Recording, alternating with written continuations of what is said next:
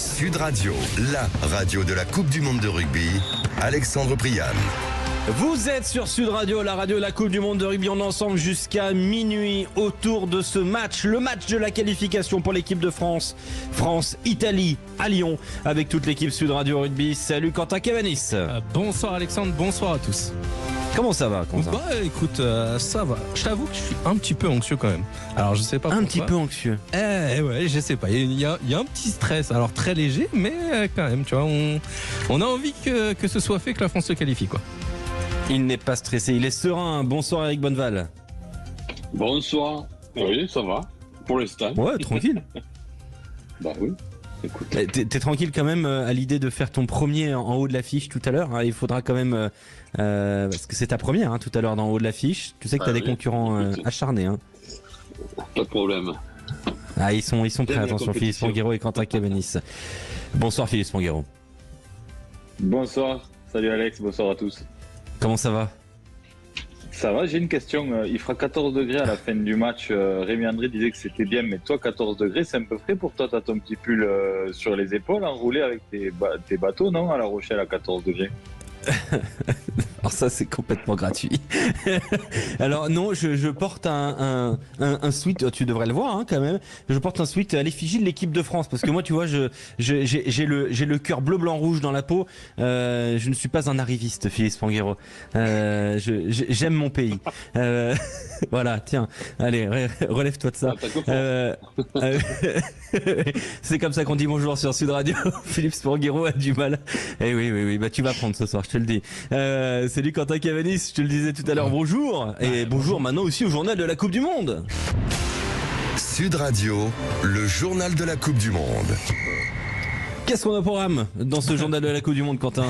Évidemment, on va parler de la rencontre de ce soir à 21h. L'équipe de France joue sa qualification pour les quarts de finale de la Coupe du Monde face à l'Italie. Et c'est un match que le sélectionneur de l'équipe de France juge évidemment très difficile. On écoute Fabien Galtier. Ça va être un match très difficile face à une équipe qu'on connaît bien, qui a été blessée.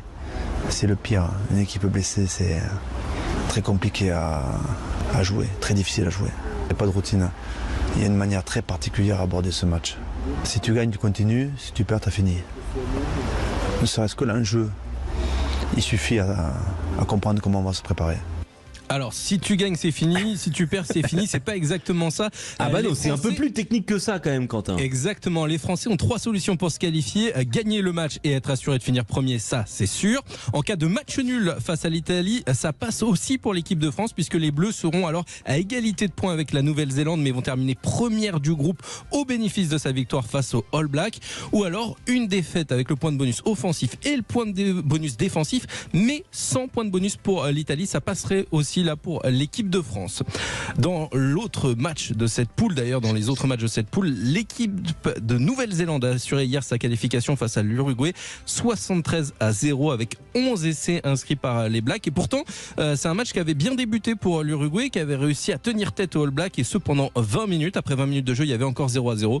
Et puis ensuite, les Blacks ont déroulé, ont inscrit 11 essais. Demain, il y aura 3 matchs au programme. Galles-Géorgie à 15h, Angleterre-Samoa à 17h45 et Irlande-Écosse à 21h. Et dimanche également 3 matchs. Japon-Australie à 13h, Tonga-Roumanie et Fidji-Portugal. Merci beaucoup Quentin Cavanis. Merci. On va attaquer au cœur de la mêlée dans quelques minutes. Mais d'abord, on prend la direction de Lyon. Bonsoir Nicolas Delage.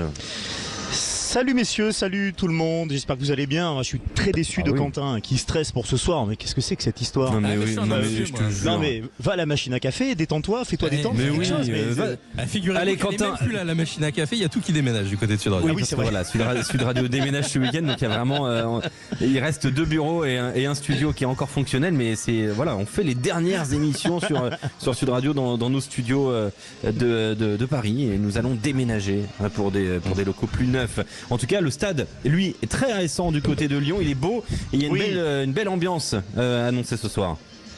Annoncé parce que les portes du stade viennent juste de s'ouvrir il y a 8 minutes, précisément 2 heures avant le coup d'envoi, dans ce stade où l'équipe de France n'a jamais joué parce qu'elle est déjà venue jouer à Lyon, c'était à Gerland en 2006, elle avait d'ailleurs pris une énorme fessée contre les All Blacks, mais c'est donc la première fois qu'elle vient jouer dans ce magnifique OL Stadium, Groupama, non alors on l'appelle pas Groupama Stadium officiellement là pendant la Coupe du Monde, mais en tout cas il y aura une ambiance vraiment phénoménale. OL Stadium officiellement. C'est le OL Stadium exactement, d'ailleurs tiens on a croisé Jean-Michel Aulas, il sera bien là ce soir au 2e étage précisément, dans les loges 5 étoiles ici pour voir ce match. Ce sera plein, évidemment. L'ambiance, elle sera exceptionnelle parce qu'on l'a déjà expérimenté ici sur un match précédent de Coupe du Monde avec d'autres nations que la France et ça résonne très fort ici. Donc on est persuadé qu'il n'y aura pas de surprise.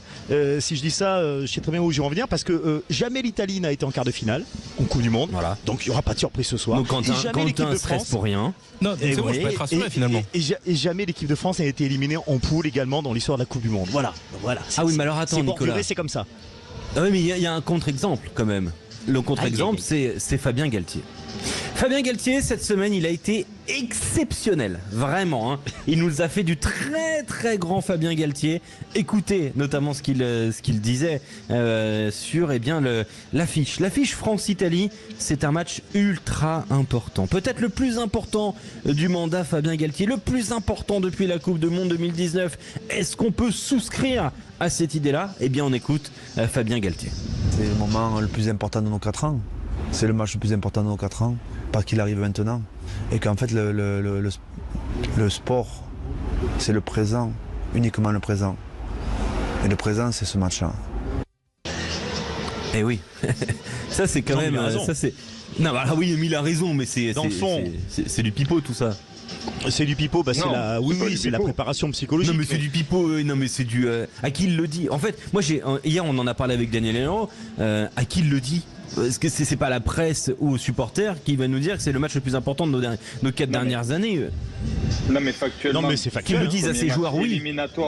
C'est le premier match éliminatoire qu'il a affronté sous son mandat. Ouais, c'est ça, exactement. Parce que même François Black, ça l'était pas. Non mais le match pour le Grand Chelem sur le tournoi destination, c'était pas un match important ? Pas autant. On parle d'une Coupe du Monde. C'est quand même en comparaison, ça n'a rien à voir. Le tournoi, c'est tous les ans. Là, du mandat de Fabien Galtier, parce que je pense que tu mets en perspective le discours de Fabien Galtier avec l'adversaire, ce qui se comprend. Mais factuellement, c'est le match le plus important de son mandat. C'est le premier match éliminatoire en Coupe du Monde. Oui, et ce serait un terrible fiasco si ça perdait. Alors que si tu perds le match pour le Grand Chelem, c'est décevant, d'accord, mais c'est pas un terrible fiasco. Eric Bonneval. Ouais, exactement. J'allais dire la même chose. C'est surtout que si tu perdais ce soir, ce serait une cata pour le rugby. Parce que tu as peut-être une des meilleures équipes depuis 10 ans qui trust le ranking là. Tu es 2e, 1er, 3e. En fait, tu fais un grand chelem. Tu prétends être champion du monde et tu serais la première équipe de France à être éliminée en 8e de finale. Donc ça serait vraiment une cata. Donc c'est vrai que c'est un match hyper important sans regarder l'adversaire. Bien sûr. Revenons un petit peu sur la semaine de l'équipe de France. Et évidemment, comme chaque semaine du côté des Bleus, qui a commencé d'abord à Marseille, puis qui s'est poursuivi à Lyon, on a parlé d'Antoine Dupont. Écoutez les mots de Fabien Galtier. Antoine Dupont, il n'est pas venu que pour manger, que pour faire les buffets, participer au buffet. Il s'entraîne, Antoine. Aujourd'hui, ce matin, il s'entraîne avec un groupe de 8 joueurs. Ils sont 9 joueurs à s'entraîner, 10 joueurs à s'entraîner. Des joueurs qui sont pas sur la feuille de match, et ils s'entraînent, ils se préparent pour la suite. C'est-à-dire que tous les joueurs qui sont là se préparent pour la suite. Et la suite, c'est aujourd'hui, c'est demain, c'est potentiellement des forfaits qui peuvent arriver avant le match face à l'Italie.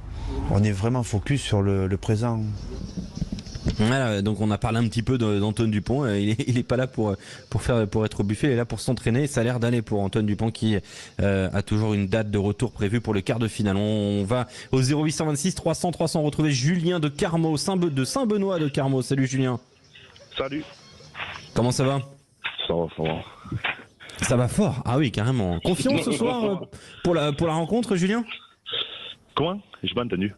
Confiant pour France-Italie ? Confiant sans être confiant avec la branlée que l'Italie a pris. Je pense qu'ils vont arriver à remonter comme jamais et ça peut être un match piège quand même. On peut croire vraiment à la théorie du match piège, Eric Bonneval ? Alors, oui, mais moi j'ai du mal parce que quand vous prenez 80 points, moi j'ai jamais pris 80 points. Quand tu prends 80 points, c'est que quand même t'es pas très loin. Alors même mais toi, si, à ton époque, les essais, ils comptaient 4 points aussi. Non, mais ça fait même 50 points, j'ai jamais pris 50 points. Quand tu prends 50 points, je les ai mis. Mais non, mais je veux dire, c'est terrible de prendre 80 points. Et moi, je veux bien qu'ils soient dangereux. Ils 96, vont mais c'est sûr. Ils en ont pris. C'est sûr qu'ils vont être mieux que ceux qui peuvent. Ça peut pas être pire. Mais bon, je veux dire, quand tu prends autant, c'est que quand même, t'as pas non plus un niveau extraordinaire. Il faut arrêter aussi de se faire peur, tu vois. Il faut les prendre sérieusement, mais bon, les mecs, ils ont pris 96 points. Julien. Ils en ont pris 96, mais après, il y a un petit peu de... Moi, je fais du rugby, j'en prends 96. Je vais essayer de montrer le meilleur de moi-même derrière. Donc, je ne sais pas, au bout de moi, peut-être que ça va leur remettre la tête en place. Peut-être aussi aux Italiens. Oui. Je ne sais pas. Oui, mais en fait, on a pris 96, c'est ton niveau. Puis quand tu as pris 96, c'est que ton niveau n'est pas quand même extraordinaire. Ouais, il faut... autrement... mais il n'y a que les Roumains qui en ont pris autant. Donc, alors moi je veux bien qu'ils aient lâché tout ce qu'on veut, mais bon. Voilà, donc à un moment donné, ils sont passés à travers, ils ont tout manqué, ils vont se rebeller, c'est sûr. Oui, mais il y a la question quand même qui est globale pour l'Italie. Est-ce qu'on va affronter l'Italie de ce Italie-Nouvelle-Zélande ou est-ce qu'on va affronter l'Italie du dernier tournoi destination? Parce que c'est quand même pas exactement la même attitude, la même équipe. Écoutez, Mirko Bergamasco, il était notre invité cette semaine dans Au cœur de la mêlée et il revenait sur le rapport particulier qu'ont les Italiens avec les All Blacks. Et c'est peut-être des éléments de réponse. Mirko Bergamasco. Mirko Bergamasco, dans un instant, quand Kamenis va le retrouver, il s'exprimait. En fait, on a un problème en Italie, c'est qu'on idolâtre tellement la Nouvelle-Zélande qu'en fait, quand on joue la Nouvelle-Zélande, en fait, on joue pas la Nouvelle-Zélande équipe, pays Nouvelle-Zélande, on joue le mythe des All Blacks. C'est-à-dire qu'on joue comme quand on est gamin et on regarde les All Blacks à la maison devant la télé, et on est des yeux énormes en disant je veux un jour jouer comme eux. Et en fait, comme ça se passait pendant le match, en fait, on regarde l'équipe des All Blacks jouer contre nous en fait. Et du coup, quand tu les regardes jouer, forcément, eux ils vont en 2000 à l'heure. Comme vous avez dit, ils jouent ce match à 150% et c'est difficile de les arrêter parce qu'une fois qu'ils sont lancés, c'est trop tard. On peut comprendre l'idée du complexe All Black, Eric. Je te voyais acquiescer pendant les mots de Mirko Bergamasco. Alors le complexe, oui, c'est vrai que même en génération, gagner les Blacks, c'était l'exploit de la vie de joueur. Donc on avait toujours l'impression qu'on les titillait, mais c'était un truc inatteignable. Donc certainement que les Italiens ont ça avec les Blacks et qui ne l'ont pas avec nous Français, parce qu'on leur a laissé de temps en temps suffisamment pour qu'ils gagnent. Enfin, le taux de victoire contre nous, c'est quoi là depuis le début, en 10 ans, c'est colossal. C'est plus de 90%. C'est 7% de victoire italienne. Voilà. Alors attention, ça va être dur, ça va être pénible, ça va pas être facile. Je dis pas qu'on va leur mettre 90 points, mais on peut avoir peur. Enfin, on n'est pas obligé de se faire peur non plus, de s'inventer un danger. Eux. Bien parce qu'au tournoi, c'est vrai qu'ils nous ont un peu. Enfin, nous physiquement, on est mieux que ce qu'on était au tournoi. Attention, c'est pas la même équipe là. Enfin, j'espère. Ou alors, on se plaint tout le temps qu'on joue trop pendant le tournoi, la Coupe d'Europe. On arrive au tournoi, on est cuit. Bon, on arrive à gagner. Donc là, en étant préparé comme on est Formule 1, moi, j'aimerais à la 25e, ça doit craquer. Si on veut être champion du monde, si on prétend être champion du monde, il faut qu'à la 25e, on les fasse craquer. C'est tout. Philippe Spanghero.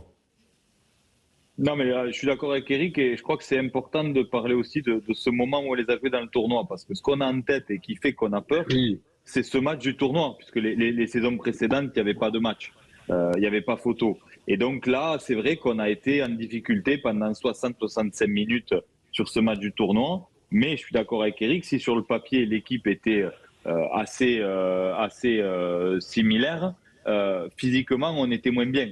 Antoine Dupont était un peu à côté de son sujet. Il y avait tout un tas de avait été suspendu de France. Il avait été suspendu juste avant. Ramos n'avait pas joué depuis un mois et demi. Donc voilà, donc c'est vrai que c'est des éléments qui permettent de remettre en perspective le niveau de l'adversaire. le match piège par excellence par rapport au moment auquel il se joue dans cette compétition et à l'importance qu'il a pour la qualification, oui, mais je suis d'accord avec Eric. Oui. C'est intéressant ce que dit Bergamasco, mais c'est un élément de réponse partiel quand même. Parce que on en a parlé dans le podcast qu'on a fait avec Daniel, où on a parlé de ce rapport au black avec Eric, avec Vincent Clerc. Il y a cette appréhension et les générations d'avant ne les battaient pas souvent, donc tu l'abordais comme un exploit potentiel. Mais une fois que tu es dans ton match et que tu dois jouer tes duels et affronter les mecs, enfin, soit tu les affrontes, soit tu les regardes. Et là, quand même, après, c'est un peu léger en termes d'explication pour expliquer cette défaite terrible. Le mot de la fin sur cette idée-là, Julien de Saint-Benoît de Carmaux, t'es pas tout à fait non plus ultra serein. On a bien compris que voilà, il fallait garder la prudence face à l'Italie, mais donc tu ne souscris pas à l'idée qu'on a préparé ce match en pensant déjà au quart de finale. Moi, personnellement, en étant joueur et tout, il faut prendre les matchs les uns après les autres. S'ils ont commencé à penser au quart de finale, c'est là que le match contre l'Italie va devenir piège. Parce que si tu te projettes sur le quart de finale, tu vas passer à côté de ton sujet contre l'Italie. Et ça peut être le grand danger de ce soir. Coup d'envoi 21h sur Sud Radio avec Nicolas Delage, Daniel Herrero, Julien Vert en direct de Lyon.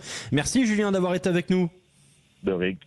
Merci à vous. Et merci d'écouter Sud Radio, la radio de la Coupe du Monde de rugby. Dans un instant, on se retrouve sur notre antenne. On ira du côté de la fan zone Sud Radio Saint-Germain avec Antoine Mazère. Et puis on refera le portrait d'un adversaire de l'équipe de France avec Lucien Gasparac. À tout de suite. Vous êtes sur Sud Radio. On a 1h40 du coup d'envoi de France-Italie sur notre antenne. Ensemble jusqu'à minuit autour de ce France-Italie. Donc de ce dernier match de phase de poule pour l'équipe de France avant un probable quart de finale. On est avec Philippe Spanguero, avec Eric Bonneval, avec vous au 0826 300 et on prend la direction de la fan zone de Paris dans le village Saint-Germain. Bonsoir Antoine Mazère. Bonsoir messieurs, comment ça va? Ça va très bien, t'es en bonne compagnie. Ouais, je me suis retrouvé dans le restaurant le Madame Adore. C'est un restaurant iconique de ce village Saint-Germain, de ce rugby in Paris, de cette fan zone Sud Radio. Je suis avec Franck. Franck, je vois, il y a écrit réservé partout sur toutes les tables. Quelle soirée on va avoir ici au Maramador? Alors ce soir, on va avoir une soirée restaurant complet avec diffusion du match France-Italie à partir de 21h. Là, c'est la première partie, les gens viennent s'installer, ils vont prendre l'apéro, ils vont profiter de l'ambiance qu'il y a dans la rue Guisarde. Et puis voilà, ça va être très très sympa. Je suis arrivé il y a à peu près 45 minutes, c'était déjà le feu, il y avait des Paquito, il y avait du Joe Dassin, il y avait la Peña Bayona. Ça se passe toujours comme ça ici, rue Guisarde? Oui, alors c'était très très bien pour le match France-Nouvelle-Zélande.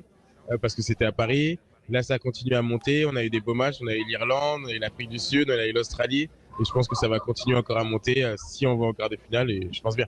Bon, en face de nous, il n'y a même pas que des Français. C'est vraiment ce rugby in Paris, il est devenu international. Oui, il y a de tout. Ici, la rue Guisarde est une fan zone comme à Concorde. Donc, au final, tous les pays passent dans la rue. Les Anglais, Australiens, Géorgiens, il y a de tout. C'est vraiment très, très sympa.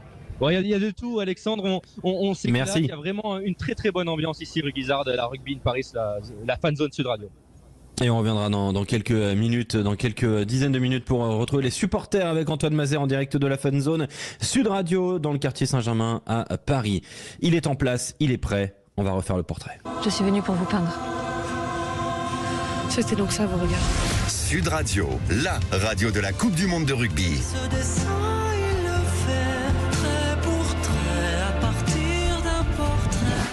Lucien Gasparac, on refait le portrait d'un adversaire de l'équipe de France et ce soir c'est un Italien. Évidemment.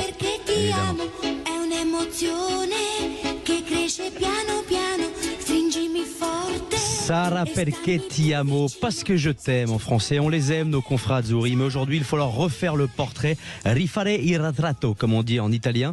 Alors la facilité aurait été de refaire le portrait du plus léger, mais aussi du plus talentueux, l'arrière Ange Capozzo. Mais on a déjà tout dit sur lui, en plus tout le monde est au courant qu'il n'est pas vraiment italien, il est kabyle, Capozzo. Ange c'est juste un nom de scène, en vrai il s'appelle Fayed et il est né à Béjaïa. Tout le monde le sait dans le milieu, c'est Alexandre Priam qui me l'a dit. Non, c'est pas vrai. Alors on aurait pu aussi refaire le portrait de Garbisi, lui aussi c'est un des atouts de la Squadra Azzurra, mais étant donné qu'il joue au poste de 3/4 centre aujourd'hui et que son vis-à-vis c'est Jonathan Danty et ses 110 kilos, pas besoin d'en rajouter, il va très bien lui refaire le portrait Jonathan. Mais du coup, oui, mais du coup, on fait le portrait de qui? Parce que je me pose la question. On va refaire le portrait du plus courageux, du plus vaillant, de celui qui a accepté le poste le plus difficile de cette équipe italienne. Non, ce n'est pas le nutritionniste de l'équipe qui doit empicher les pilets transalpins de mettre de la ricotta dans du tiramisu. Non, le poste le plus difficile, c'est bien capitaine de l'équipe d'Italie. Sur Terre, il y a des métiers difficiles comme mineur de fond, aide-soignante dans un EHPAD, démineur, ASVP Porte de la Chapelle, journaliste chez Sud Radio, ça c'est dur, mais c'est rien à côté de capitaine de l'équipe d'Italie. Capitaine de l'équipe d'Italie, c'est accepter d'être le chef de motte d'une équipe qui perd des matchs à sa portée à 10 minutes de la fin ou qui en prend 96 après avoir annoncé toute la semaine un exploit. C'est un peu comme Julien Thomas qui joue au Qui je suis, être capitaine de l'équipe d'Italie. Mais il appréciera. Et bah oui, du coup là, je sens arriver un troisième ligne. Oui, tout à fait, Alexandre. C'est Michele Lamaro.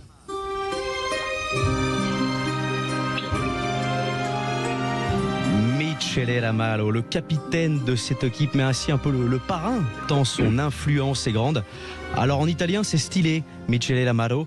En français, Michel Lamaro, ça fait un peu série policière sur France 3. Michel Lamaro, jugé flic. En tout cas, notre Mimiche, il a accepté d'être le capitaine, d'avoir le brassard. Le brassard qui aurait pu être noir quand vous avez 80% de défaites sous votre égide. Mais bref. Et pourquoi du coup avoir choisi Lamaro comme capitaine ? Parce qu'il y a toute l'Italie qui résonne chez Lamaro. Il a le charisme de Jules César. Il a le coffre du baryton Paravarotti quand il faut crier « Difensa !» Défense en français lorsqu'il y a des trous de 35 mètres dans la défense italienne. Il est aussi aventurier que Marco Polo pour aller faire jouer son équipe en Australie en tournée d'été après une saison de 11 mois dans l'hémisphère nord. Non, et puis rugbystiquement, c'est solide. Capitaine dans toutes les sélections jeunes, meilleur plaqueur du tournoi Destination en 2022. Benito aurait été tellement fier, pas Mussolini, Benito Lorenzi, l'attaquant de l'Inter de Milan, double champion du monde, un des plus grands sportifs italiens. Voilà, c'est pas mon genre de mettre en avant des personnalités sulfureuses sur notre antenne, tu le sais bien Alexandre. En tout cas, oui.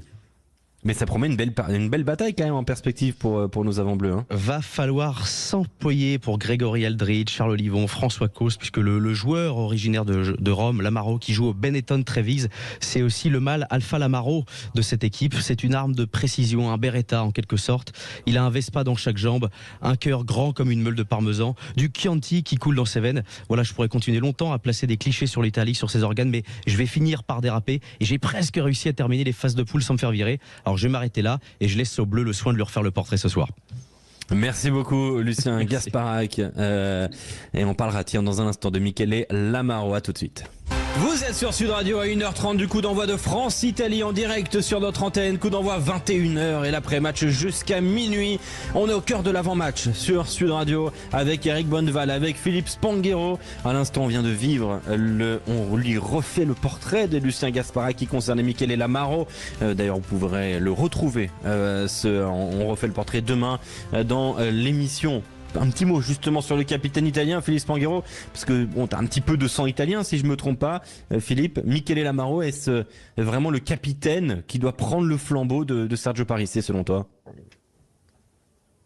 Selon moi, oui, puisque comme le disait Lucien, il a fait toutes les filières de jeunes, c'est le symbole de cette nouvelle génération italienne. Et puis, on voit quand même que le Benetton Trévise dans l'URC commence à figurer. Il fait partie de cette troisième ligne qui est quand même le symbole de la structuration de ce rugby italien, puisque on les a vus quand même rivaliser tous les trois largement sur le dernier tournoi.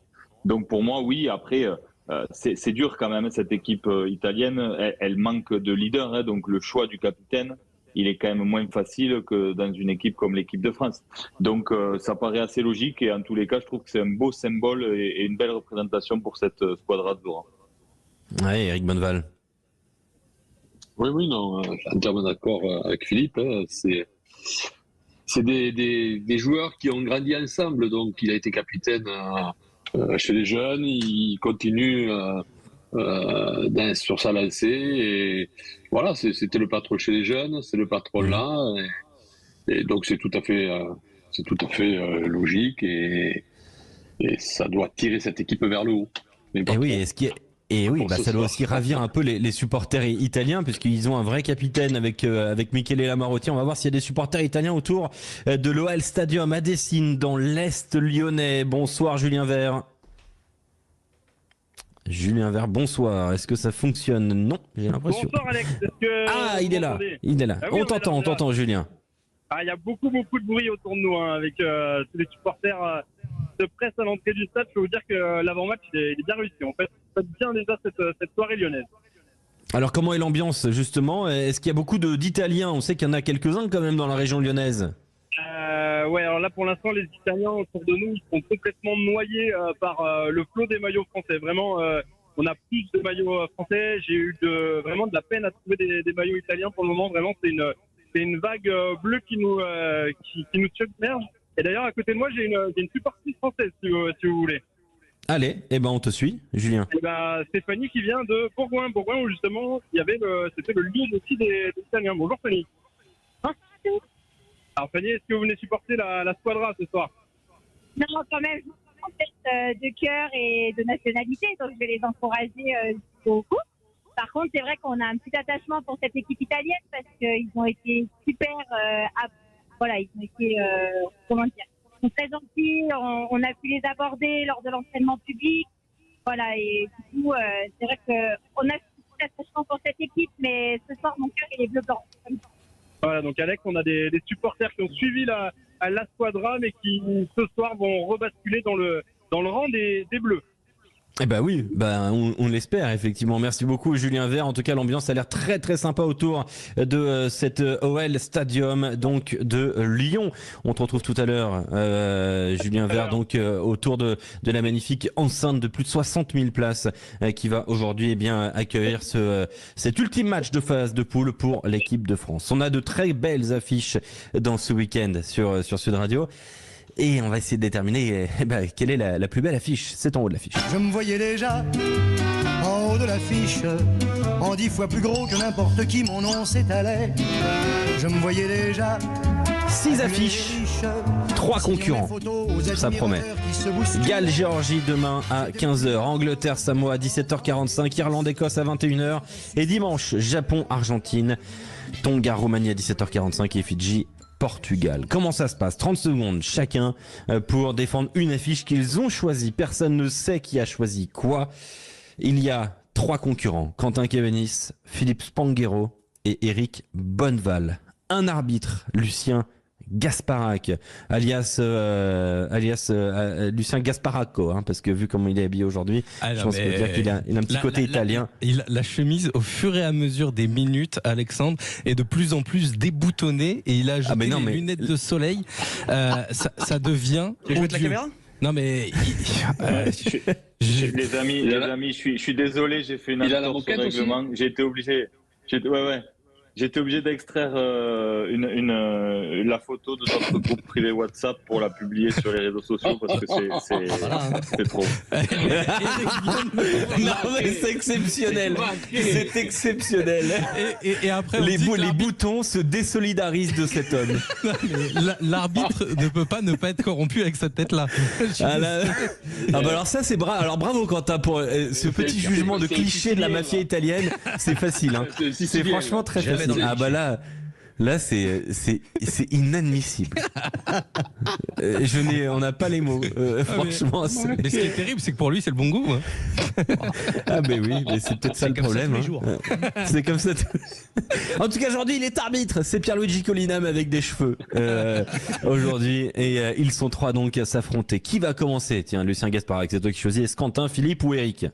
Je vais commencer par Philippe. Philippe Spanghero qui va commencer.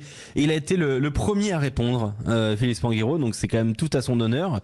C'est pas tous les jours que c'est comme ça. Et Philippe Spanghero a fait un choix qu'il va devoir assumer. 30 secondes pour défendre Fidji-Portugal. Alors Fidji-Portugal, il y a plein de raisons qui m'amènent à faire ce choix. D'abord, ce sera à Toulouse, ce sera une des belles affiches qui auront lieu au Stadium. Et ensuite, ces 2 équipes, elles nous ont... offert plein de promesses en termes rugbystiques sur cette phase de poule. Donc c'est le match de la qualification pour les Fidjiens et on a tous envie de voir cette équipe jouer les phases finales de la Coupe du Monde. Et puis on veut que les Portugais finissent sur une bonne note parce que on a pris beaucoup de plaisir à les voir jouer. On voit émerger cette nation du rugby qui nous a fait vibrer. Donc merci, on sait qu'on va avoir un grand match de rugby. Alors t'as fait un petit peu... non mais t'as été un peu tard quand même là, Philippe. À l'italienne. Un peu à l'italienne, ouais. Le quart d'heure italien. C'est la circulation. Hein. En Italie, on sait que c'est pas facile, Philippe Spanghero. Donc tu as choisi Fidji-Portugal, hein, mais vraiment c'est osé. Et à la fois, c'est le choix que tu as fait, puisque tu as dit. Osé. Ah bah moi je trouve ça osé voire suicidaire, mais bon, why not. Quentin Cabanis, c'est à toi. Alors, de t'es lancé. Moi, j'ai choisi la rencontre entre l'Argentine et le Japon. C'est pour moi peut-être une des rencontres les plus indécises de cette Coupe du Monde. Les deux équipes ont 9 points dans la poule, donc c'est une rencontre pour continuer la Coupe du Monde ou pour rentrer à la maison. Les Argentins ont déçu en début de Coupe du Monde, notamment face à l'Angleterre. Les Japons peuvent être peut-être la surprise le Japon, les Japonais, oui, les joueurs nippons, si tu veux plus savoir, tout savoir, peuvent être la surprise de cette Coupe du Monde, avec pourquoi pas une qualification à la clé. C'est pour ça qu'il faut suivre ce match. Ouais. Eric, on compte sur toi aujourd'hui hein, pour relever un petit peu le niveau. Pour l'instant, c'est misérable pour Philippe Spanghero et Quentin Cabanis. Non, je dis ça, mais juste parce que ça me fait plaisir en fait, ça me purifie. En plus, on m'a interrompu en plein milieu de ma plaidoirie, c'était. Oui, tu mérites un carton bleu. Je vais aller le chercher, le carton bleu. Il est à côté de moi. Eric Bonneval, tu as 30 secondes pour défendre Irlande-Écosse. Le meilleur pour la fin alors. Irlande-Écosse. Ça peut être la plus grosse surprise. On n'a pas eu de surprise encore. Là, la surprise, c'est que l'Irlande passe à travers. Alors, c'est pas écrit, mais moi je suis curieux de voir comment va gérer l'Irlande ce match. Parce que derrière, il va y avoir les Blacks, certainement. Ils n'ont pas changé beaucoup de joueurs. Ils ont enchaîné les gros matchs. Donc ce match peut être un piège pour eux et ça peut être une grosse surprise. Il avait mis un timer. Il avait mis un timer. Oh là là, Il avait mis un timer. Il avait mis un timer. Vous voyez, les gars, c'est un bon message là. C'est la différence entre les bons et les grands. Rien n'est laissé au hasard avec les grands. Oui, c'est pour ça que tu finiras sûrement dernier d'ailleurs, Philippe. Mais c'est pas à moi de choisir. C'est monsieur l'arbitre. C'est Luciano Gasparo. N'oubliez pas que j'ai des racines de Turin, de la Juve, je suis donc largement corruptible. Merci, alors là, au revoir du coup. Non, alors il faut commencer par nous dire qui finit deuxième, Lucien, puisqu'après on déterminera qui a fini premier et dernier. C'est comme ça que ça se passe sur Sud Radio. Donc qui finit deuxième à la place acceptable aujourd'hui? La place acceptable, comme on dit en espagnol, c'est celle de Quentin Cabanis. Voilà, une performance linéaire. Voilà. Linéaire. Voilà. Ok. Milieu de tableau, un Japon-Argentine, 8e de finale, ça m'a plu. Puis j'ai envie qu'il y ait une finale entre Philippe et Eric. Ah. On y va. Quentin, deuxième place, j'imagine que tu es heureux. Coupez-moi la caméra au moment de la sentence parce que je vois sa tronche, ça me fout mal à l'aise. Je vous jure, c'est gênant. On vit la Coupe du Monde sur Sud Radio. Ah, il est 19h45, normalement on n'a pas le droit de diffuser ça. T'as trouvé l'enveloppe? Oui, elle est juste sous le bureau là. Mais en tout cas, vivement qu'on joue les Sud-Africains pour que je me déguise. Oh non. Ou les Irlandais, Farfadet. Non, oui, surtout pas les Sud-Africains, s'il te plaît. Qui finit premier dans All Fish et qui finit dernier? Lucien Gasparac, tu sais que c'est un pouvoir que tu as entre tes mains qui est d'une très lourde responsabilité. Oui, je me sens comme un certain président italien dans les années 30, là, d'avoir tout ce pouvoir concentré dans mes mains. On continue.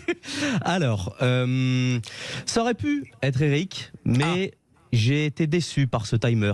Voilà. Voilà. Il a essayé de nous la faire en loose day, le timer. Ah, il a pas caché, il a laissé la sonnerie. Hein. Oui, il a dit que c'est la sonnerie. Attends, mais c'était sa première, oh là, la violence. Donc, pour cette raison, Eric finira dernier et Philippe premier. C'est donc Fidji-Portugal, qui l'aurait cru, qui remporte. Non, mais c'est trop. C'est un twist. Ça t'a coûté cher, Philippe. Philippe à mon rib, voilà. Non, alors écoute, honnêtement, je vais la partager, je vais prendre Eric sur le podium avec moi parce qu'honnêtement, il a été meilleur. Non, mais alors la sportivité, ça n'existe pas. Je sais que il y a une relation particulière qui s'est créée entre Lucien et moi, et comme il sent que je suis un de ses supporters quand même les plus fidèles, Je sens qu'il y a un manque d'objectivité de sa part. Mais La famille. Traduction, c'est t'es celui qui l'empêche d'être viré depuis un mois, quoi.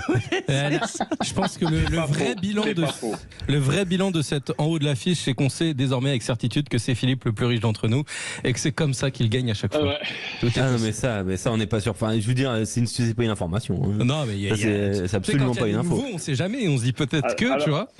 1 euro million quelque part. Non mais là, pour moi la vraie explication c'est que je suis devenu le All Black de ce jeu. Il y a un côté irrationnel parce que j'ai tellement survolé les débats la saison dernière qu'on a du mal à me juger sur mon vrai niveau. Mais en tous les cas, ça me permet de dédier cette victoire à Nelson. Nelson, c'est un monsieur qui malheureusement a perdu la vue. Alors là, je suis désolé, je deviens sérieux, mais non, mais c'est vrai, t'as raison de le dire. Et qui prend beaucoup de plaisir à nous écouter. Je sais qu'il nous écoute en ce moment, et il dit que grâce à nous et à la qualité de nos commentaires, il vit quasiment aussi bien les matchs que quand il les voyait. C'était un très beau message, et je voulais qu'on lui envoie un coucou, voilà. Je peux lui prêter mes Nelson. Par contre, coucou Nelson, et on pense à toi. Ouais. Alors, ce qui m'inquiète, c'est que vous pensez que le match Fidji-Portugal va être un grand match. Non, mais je suis quand même inquiet. Je suis consterné, moi. On vit tous les matchs sur Sud Radio. En même temps, t'as vu le juge, forcément. Oui. Ça explique beaucoup de choses. Un juge italien. Non, mais je pense qu'il espère que l'Italie va jouer le Portugal en quart de finale. Non, mais je suis consterné. Je veux dire, t'as la plus belle affiche. T'as aussi celui qui a respecté le mieux le chrono. Enfin, je veux dire, t'avais tout mis dans ta poche, Eric, sauf la corruption. Ça fait de toi un homme intègre. Ouais, non, j'étais pas prêt à ça. Mais tu sauras maintenant. Ouais. Tu sauras maintenant que l'intégrité ne paye pas sur Sud Radio Rugby. Jamais. On va parler de corruption dans un instant avec le rugby fidjien. À tout de suite sur Sud Radio. Belle transition, ça. Allez, à tout de suite. Vous êtes sur Sud Radio. On est avec Eric Bonneval, avec Philippe Spanghero, Quentin Cabanis et vous au 0826 300 300. Dans un instant, le qui je suis avec 2 auditeurs pour remporter le ballon Sud Radio, Gilbert. Mais d'abord, on va parler économie avec Philippe Spanghero. C'est un en avant, c'est simple en avant. Ouais. Sud Radio, la radio de la Coupe du Monde de rugby. Des millions, vous êtes charmante. Vous voyez ce que ça fait déjà 1 million, Larmina? Où est l'argent? C'est mon peu de noir, c'est rien ici. En fait, j'ai retiré de l'argent. Amis, ouvrez vos cœurs, non n'ayez pas peur, l'argent ne fait pas le bonheur. Shut up and take my money. On va parler du rugby fidjien, Philippe Spanghero. Pendant longtemps, les archipels du Pacifique, Fidji, Samoa, Tonga, ont été dans l'ombre économique et sportive de l'Australie et de la Nouvelle-Zélande. Est-ce que c'est toujours le cas en 2023? Parlons d'abord économie avant de parler de sport. Alors, c'est un peu moins le cas. Il faut maintenant vraiment dissocier le rugby néo-zélandais du rugby australien qui est vraiment en difficulté à tout point de vue, économique et sportif, on le voit pendant cette Coupe du Monde. Les Néo-Zélandais font un peu cavalier seul, clairement, maintenant. Avant, il y avait une tête de pont du rugby néo-zélandais qui essayait de structurer une forme de binôme d'équilibre économique, sportif avec l'Australie. Et là, on sent que les Néo-Zélandais se sont détachés pour se rapprocher plutôt du continent asiatique et du Japon. On l'a vu avec des annonces ces derniers mois de rapprochement stratégique et sportif et économique entre la Nouvelle-Zélande et le Japon. Donc, ce qui existait, dont tu viens de parler, n'est plus vrai. Et aujourd'hui, on sent émerger vraiment un rapprochement du rugby fidjien avec le rugby championship et en laissant un peu de côté les îles des Samoa et des Tonga. Et donc, c'est des annonces là qu'on commence à voir apparaître ces derniers jours, qui sont, je pense, poussés par le niveau sportif des Fidjiens, qui donnent quelques garanties sportives aussi à cette compétition du rugby du Sud. Et donc, on voit que les Fidjiens sont en train de se détacher de leurs compatriotes iliens pour vraiment raccrocher le wagon de ces grosses nations qui jouent les grosses compétitions mondiales. Et quand on regarde justement le rugby fidjien, longtemps les meilleurs talents venaient en Europe notamment, allaient très souvent en France ou en Angleterre. C'est vrai que la donne a un petit peu changé. Alors il y en a toujours énormément, mais il y a la création de Fidjian Drua, cette franchise de Super Rugby. Est-ce que ça a changé la donne dans conservation des talents du côté des Fidjiens, Philippe? Quelque part, elle est arrivée au bon moment, cette franchise, la création de cette franchise, parce qu'aujourd'hui, la règle en France est quand même très contraignante en termes de nombre de gifs. Et donc, ça a quand même cassé cet afflux massif de joueurs, notamment iliens. Et donc, du côté du rugby anglais, c'est une autre problématique qui n'est pas liée à la nationalité, mais qui est liée à la problématique économique. Il y a 4 clubs sur 12 qui ont déposé le bilan, et ce rugby anglais, il est en complète reconstruction. On a vu des joueurs anglais là annoncer ces derniers jours dans des clubs de Pro D2 notamment. Tous les joueurs anglais de bon niveau cherchent à partir. Et donc, il fallait que ces joueurs du Pacifique puissent rester chez eux, mais en maintenant un niveau sportif qui leur assurait de jouer les grandes compétitions. Donc, avec cette province, il y a déjà ces joueurs qui rejoignent le Super Rugby. Par contre, maintenant, l'enjeu, et on en parle assez souvent en ce moment quand on voit l'écart de niveau qui peut exister entre les nations, c'est que ces nations qui émergent comme des nations à fort potentiel et qui peuvent jouer le top 10 mondial, elles doivent jouer beaucoup plus régulièrement contre les grandes. Et là, je répète, on voit les annonces qui arrivent concernant les Fidji qui rejoindraient le Rugby Championship. Et donc ça, c'est quand même une actualité et une annonce très très forte. Sportivement, donc on sent que la progression elle est quand même assez nette chez les Fidjiens, mais économiquement, la situation est un peu plus compliquée quand même, parce que World Rugby surveille la fédération fidjienne qui est globalement accusée de corruption à plusieurs étages. Il y a une sorte de tutelle de World Rugby, et ça c'est quand même un petit peu ce qui pose problème dans le rugby fidjien. Ce qui pose problème, oui et non. Quelque part, moi, je trouve ça assez simple, puisque le rugby tongien, j'ai bien connu le sujet, a eu le même type de problématique, avec un ancien joueur, Epitayone, qui était parti avec la caisse. Donc, je trouve ça plutôt sain que World Rugby veuille flécher l'argent et la façon dont il est utilisé. Ah non, mais bien sûr. Puisqu'on on le répète, les moyens sont quand même très limités en termes de développement de la pratique. Qu'est-ce qui se passe aujourd'hui, quelque part? L'idée, c'est d'être sûr que le Super Rugby pour la province des Fidjiennes et le Rugby Championship demain pour la fédération fidjienne suffisent à assumer le besoin. Pour moi, ils y arriveront. Pourquoi? Parce que d'abord, on a des joueurs qui sont beaucoup moins gourmands que les joueurs du Nord en termes d'indemnités journalières, etc. Donc ça coûte très peu cher à la fédération d'avoir les joueurs avec eux.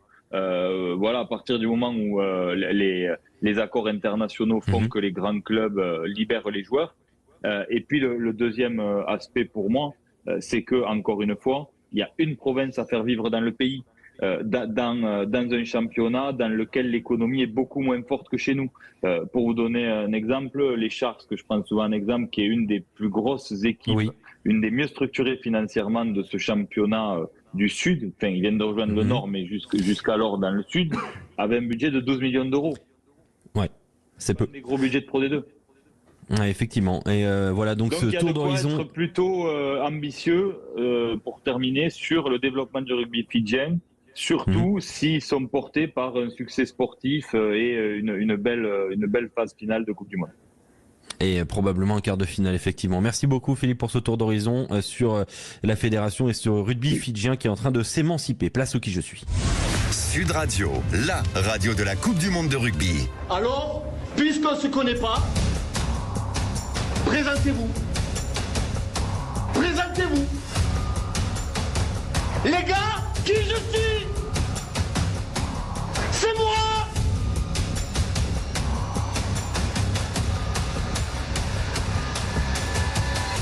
C'est moi! Je suis un monsieur! Ça, c'est se présenter! Ils sont deux auditeurs. Bonsoir, Jean de Montargis. Bonsoir. Rebonsoir, Julien du Tarn. Julien, es-tu toujours là? Bonsoir. Ah, Julien est là.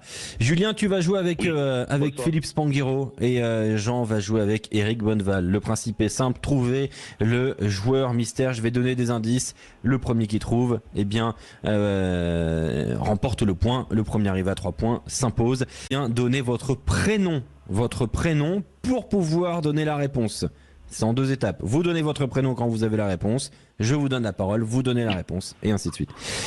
C'est parti. Je suis né à Célestat. C'est là d'ailleurs que j'ai commencé le rugby avant d'arriver à Narbonne, chez les jeunes. À Narbonne, j'évolue chez les jeunes jusqu'au plus haut niveau, jusqu'au moment où j'arrive au Loup Rugby entre 2016 et 2022. J'y joue 6 saisons. Oui, Philippe. Philippe, c'est le centre du stade. Ah, putain. Oh.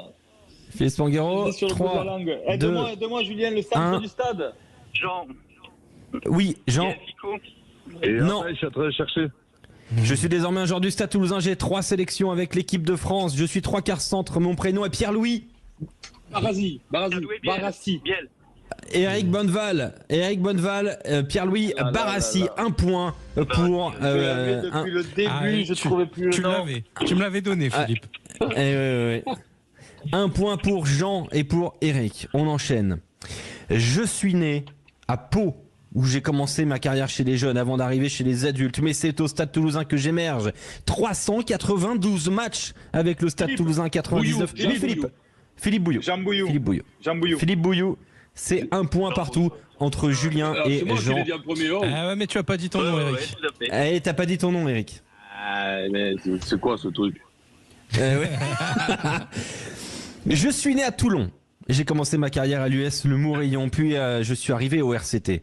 Au RCT, j'ai joué 4 saisons avant de partir à Lyon. À Lyon, j'ai joué de 2016. Non. Mignoni. Non, pas Mignoni.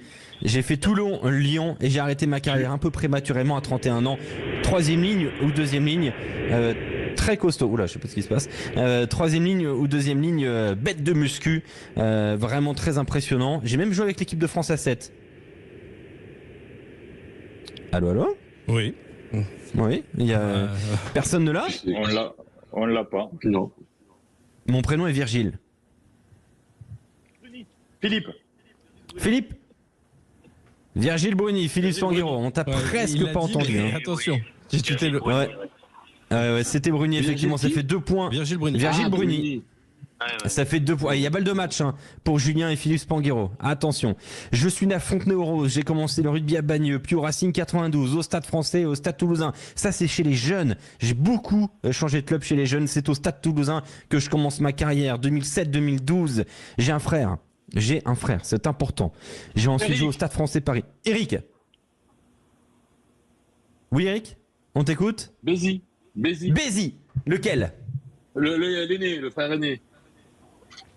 Oui, c'est Nicolas Bézi, c'est bien ça. Balle de match. La balle de match, elle est difficile. La balle de match sur Sud Radio entre donc Julien et Jean pour emporter le ballon. Gilbert, Sud Radio. Je suis écossais. J'ai commencé ma carrière à Glasgow avant d'aller au Castres Olympique. J'ai fini ma carrière au Castres Olympique 2011-2015. Philippe, Gregor Thompson. Non. J'ai fini ma carrière. J'étais ailier au centre. Mon prénom est Max. 44 sélections avec l'Écosse. Philippe, Max Evans. Oui, Max Evans, victoire de Julien et de Philippe Spanghero. C'est le Tarn qui s'impose ce soir. Bravo Julien et bravo Philippe Spanghero.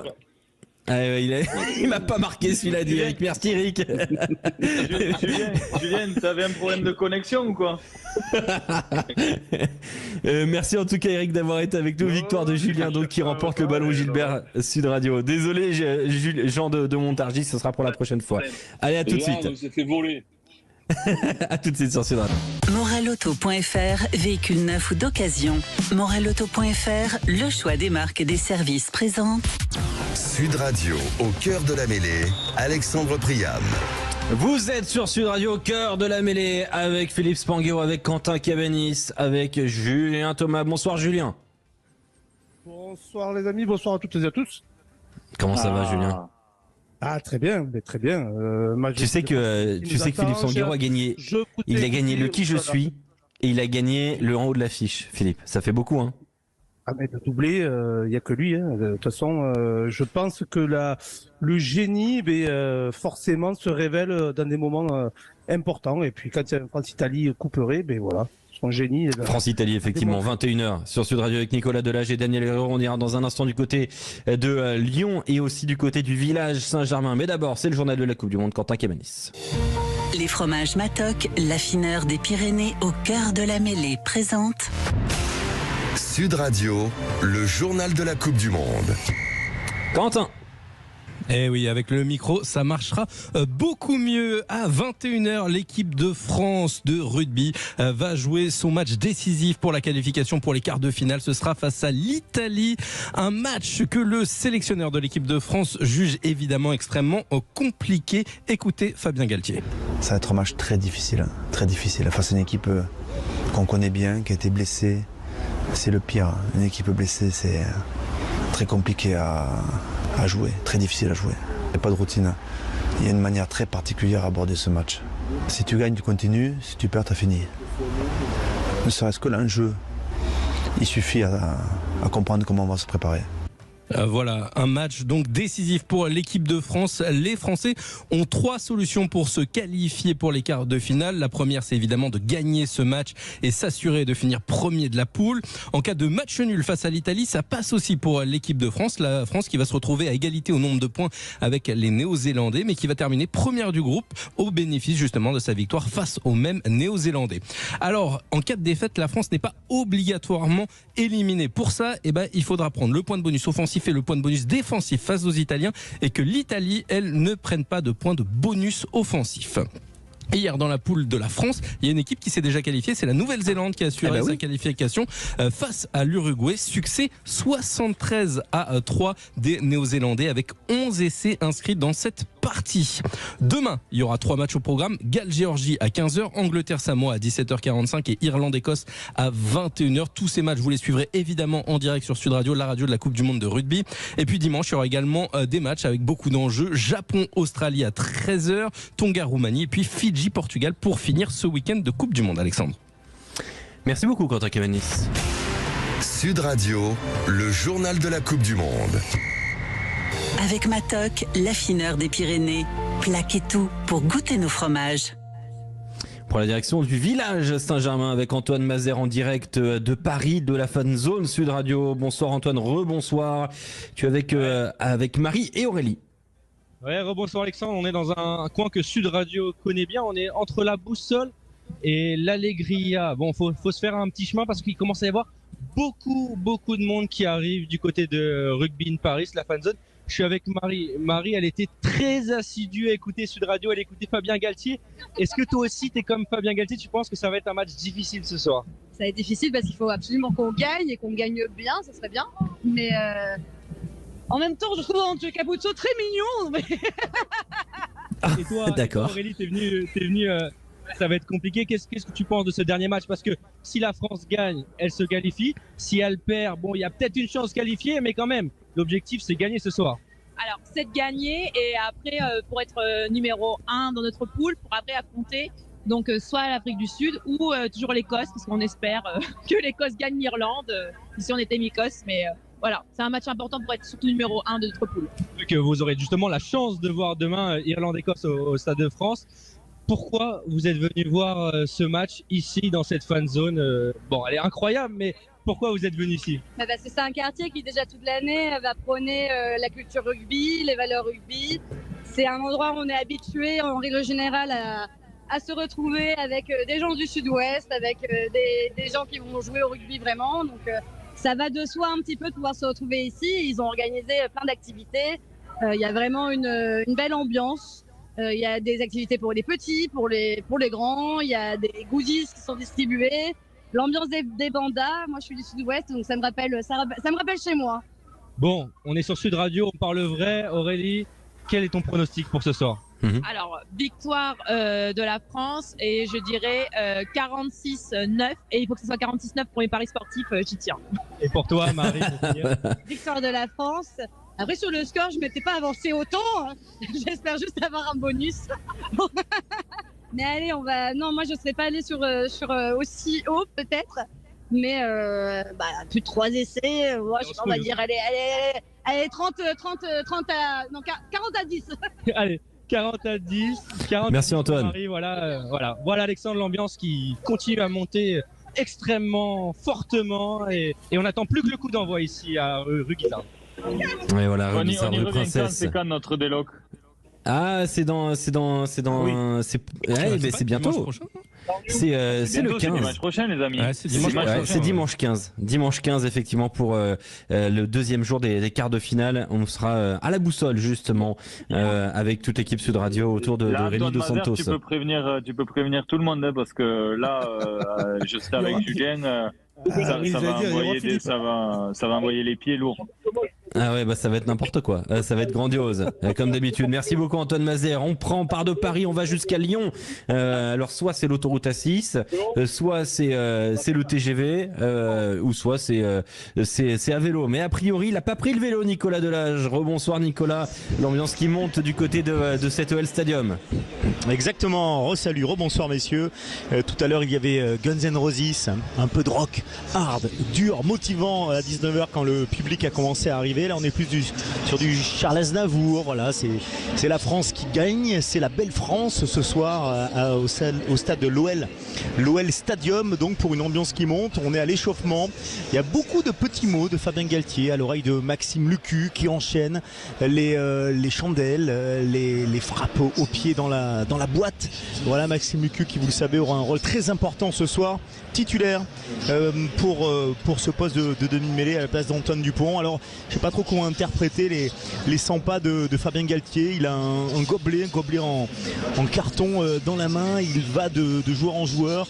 Évidemment il parle beaucoup à tout le monde, des petits mots, pas trop l'habitude de le voir comme cela d'habitude. Il était plutôt en retrait, là j'ai l'impression qu'il communique davantage, en tout cas dans cette période d'échauffement. Ouais, c'est intéressant cette attitude de Fabien Galtier. On va autour du stade aussi avec Julien Vert, avec les supporters. Julien, est-ce que l'ambiance est toujours aussi belle? Ah oui, l'ambiance est toujours aussi belle. Alors je suis rentré là, on est en train de monter dans les tribunes, j'ai retrouvé des supporters, j'ai à côté de moi Thomas et Manolo, c'est Manolo qui va parler. Manolo, l'ambiance elle monte dans cette tribune, c'est une vraie marée bleue par contre, avec des supporters de l'équipe de France. D'où vous venez vous? Alors moi d'Ardèche, un joli pays, je connais, mais Ardèche du Nord ou Ardèche du Sud? Ardèche du Sud, tout le monde au sud. Alors Ardèche du Sud, c'est du côté de quel endroit? Alors plus à Lyon, Rosicasse à Lyon, Pons, Vallon-Pont-d'Arc. Du côté d'Aubenas. Alors Manolo a joué à Aubenas. Manolo, c'est de quelle consonance? C'est espagnol, c'est-à-dire homme de Dieu. Alors Manolo, il va supporter quelle équipe ce soir? J'ai une petite idée en le voyant habillé. Je pense la France, mais quand même Forza Italia. Parce qu'on se prend une raclée pour Forza Italia. Ah bah non, il faut choisir Manolo, c'est pas possible. Manolo, il est indécis. Je pense que Thomas, il est plus sûr, man. Il a un drapeau autour de lui. Thomas, pour qui il va être ce soir? Pour les Bleus, forcément. Depuis naissance, la France. Allez, nous tous ce soir. Alors, je sais pas si vous nous entendez parce qu'il y a speaker. Il y a le speaker qui hurle déjà derrière nous. Je vais vous dire que vraiment, c'est inclassable. Le pourcentage, on nous avait annoncé un 80-20% à l'entrée tout à l'heure entre les supporters français et les supporters italiens. Je pense que les supporters italiens, depuis la semaine dernière, ils ont rendu leur place parce que je ne vois que les supporters français. On espère qu'ils vont faire du bruit dans quelques minutes. Merci beaucoup Julien Vert, donc autour de ce magnifique OL Stadium. Le mot avant de te libérer, Philippe Spanghero. Ce match ce soir face à l'Italie, est-il un huitième de finale? Est-ce qu'il doit être perçu comme tel, puisqu'on va en parler dans un instant? Il l'est factuellement. Dans les faits, voilà, c'est le match de la qualification pour un quart de finale. Donc, c'est un huitième de finale qui dit pas son nom, à la vue de ce qui s'est passé ailleurs dans la poule. Donc, on vient un huitième de finale ce soir. On espère que la France va gagner avec la manière, parce qu'encore une fois, on parle de la victoire, mais c'est important de gagner avec la manière pour attaquer cette préparation en quart dans de vraies bonnes dispositions, parce que c'est un très gros morceau qui nous attend. Voilà, le scénario, on l'avait écrit un peu avant cette compétition, on en est proche, aux Bleus de faire le boulot. J'ai un petit qui je suis pour toi et Julien Thomas, ça va être express. Je suis né à Langon. Je suis né à Langon, au stade Langonais. J'ai commencé ma carrière chez les jeunes avant d'aller à l'UBB 2007-2008, puis à l'Aviron Bayonnais 2008-2010, au Racing 92 2010-2014. Ce passage Bayonne-Racing est un tournant. Ce passage Bayonne-Racing est un tournant économique du rugby français. Je vais ensuite à Montpellier 2014-2020. avant d'aller au Yona où j'ai terminé ma carrière. C'est l'ailier qui nous rejoint. C'est l'ailier qui nous rejoint. Putain, je suis con, c'est un pote. 14 sélections avec l'équipe de France. Je suis aussi golfeur. Oh, j'ai honte pour eux. C'est Benjamin. Benjamin Fall. Benjamin Fall, il est notre invité dans un instant sur Sud Radio. À tout de suite. Morelauto.fr, véhicule neuf ou d'occasion. Morelauto.fr, le choix des marques et des services présente. Sud Radio, au cœur de la mêlée, Alexandre Priam. Au cœur de la mêlée avec vous au 0826 300 300 avec Julien Thomas, l'ancien joueur de l'équipe de France, avec Nicolas Delage en direct du stade de Lyon pour ce quart de finale pour ce huitième de finale presque, ce dernier match de phase de poule. Petit lapsus effectivement à 40 minutes maintenant du coup d'envoi entre la France et l'Italie, dernier match de phase de poule. Bonsoir Benjamin Fall. Bonsoir tout le monde, comment ça va?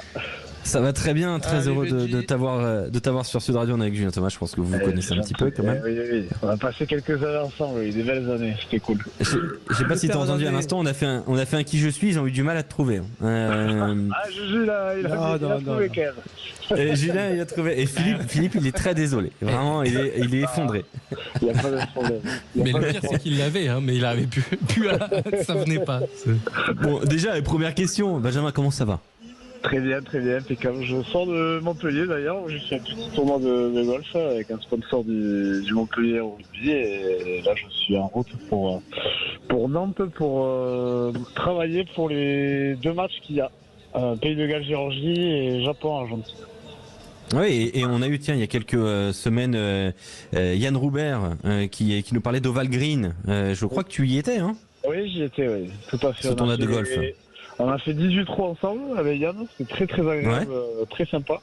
Le lendemain, il y avait la compète, c'était une très belle compétition, très bien organisée. Franchement, on a passé un super moment, bonne ambiance, super parcours, golf du gouverneur, donc que du bon. La retraite a du bon. La retraite a du bon, oui, parce que tu as une très belle carrière, Benjamin. Je le disais, passé par l'Union Bordeaux-Bègles, formé à Langon, Bayonne, le Racing 92, Montpellier et une fin à Oyonnax. C'est 14 sélections, il me semble, si je me trompe pas, Benjamin. Une très belle carrière. Qu'est-ce que tu en retiens aujourd'hui? Est-ce que justement ce genre de match qu'il y a aujourd'hui pour l'équipe de France, parce que dans un instant on va se poser la question, est-ce déjà un match de phase finale? Est-ce qu'il doit être préparé comme tel? Est-ce qu'il a été préparé comme tel? Toi, ces genres de matchs aussi, tu les as connus lors des phases finales? Ouais, tout à fait. C'est équivalent à un match de phase finale, comme vous le disiez, un 8e de finale clairement écrit. Match qu'il faudra préparer de la plus belle des manières et envoyer un message fort à nos futurs adversaires, à savoir les Sud-Africains. Les Italiens sont pas faciles à manœuvrer. Ils font quand même une belle Coupe du Monde, même si leurs prestations reflètent pas leur niveau de jeu. Ils sont chiants à jouer. On a l'habitude de les jouer et c'est toujours des matchs engagés, surtout qu'ils vont vouloir finir en beauté leur compétition et essayer de nous mettre à mal pour semer les troubles faits. Donc voilà, il faudra faire un match sérieux, prudent, laisser des opportunités qu'il aura à prendre, le jeu au pied de pression, bien occupé, et puis même si l'écart et pas ce que tout le monde attendra, il faudra se contacter de la victoire et de vite switcher sur le match d'après. Oui, effectivement, cette équipe donc d'Italie qui va être face aux Bleus ce soir, elle va se présenter quand même avec quelques qualités, avec même de belles qualités. On écoute hier soir, il était en direct sur Sud Radio, Daniel Herrero, notre consultant, qui évoquait l'intérêt de ce match face à l'Italie, avec la question autour de la préparation du quart de finale. On écoute Daniel Herrero. Pour moi, l'intérêt du match France-Italie, c'est que les Français doivent évidemment rivaliser dans tout le secteur de l'affrontement que les Italiens vont nous imposer pour essayer de survivre, mais en même temps que ce qui sera produit, c'est ce que les Français savent faire de mieux. C'est le fonds de commerce du rugby français à l'heure actuelle, à la fin de la phase éliminatoire de la Coupe du Monde 2023. Qu'est-ce que doit produire justement l'équipe de France ce soir pour se lancer avant la réelle phase finale, Benjamin Fall? De l'agressivité, ça, il faut qu'on le garde. On en avait mis sur le début de match contre All Black, mais bon, on s'était quand même fait prendre quand même dans ce secteur-là. Voilà, le jeu au pied, toujours de pression, rester dans le plan, pas sortir du cadre. On sait que le prochain match sera déterminant et décisif face à une équipe qui, pour moi, sud-africaine, n'a pas encore révélé vraiment son vrai niveau, qui est un peu une équipe à réaction, qui se met un peu au niveau de l'adversaire. Nous, voilà, on a fait notre petit parcours. Voilà, la vraie compétition pour moi démarre vraiment sur le prochain match, même s'il ne faut pas bâcler le travail ce soir. Voilà, mais tous les fondamentaux, comme le disait Daniel, on est quand même dans un sport d'agressivité, voilà, marquer au fer rouge les Italiens et puis construire un match sérieux et même si l'écart est pas énorme comme les All Blacks ont pu le faire, ben voilà, se contenter de cette victoire-là, mais bien préparé, avoir des certitudes pour affronter l'Afrique du Sud. Quand tu gagnes le tournoi destination en 2010, Benjamin, Grand Chelem avec l'équipe de France, la première pierre elle est posée en Écosse. T'es titulaire d'ailleurs, il me semble, sur ce match-là, une victoire en Écosse. Est-ce que justement cette première pierre-là, eh bien tu la ressens quand tu es joueur, tu te dis tiens, on va gagner comme ça en Écosse dans un match qui avait été d'ailleurs très difficile, hein, avec beaucoup d'agressivité, avec 2 essais de Mathieu Bastaro, ça avait été quand même assez colossal. Comment tu le ressens toi sur le terrain? Est-ce que tu te dis on a peut-être quelque chose cette année? Est-ce que tu vois des signaux comme ça? Ouais, il y a tout pour. Je me souviens de ce match où on s'était quand même fait bien bouger, mine de rien, si on reprend la physionomie du match, où on s'était fait transpercer je sais plus combien de fois de toute la partie, mais on a récupéré les coups avec de l'envie et de l'engagement. De lancer des compétitions comme ça, tu te mets dans les bons rails, tu prends confiance et tout le monde prend le déclic. Et derrière, ça s'enclenche beaucoup plus facilement. Je pense que ça aurait été beaucoup plus compliqué si on avait eu une défaite face au Black en match d'ouverture.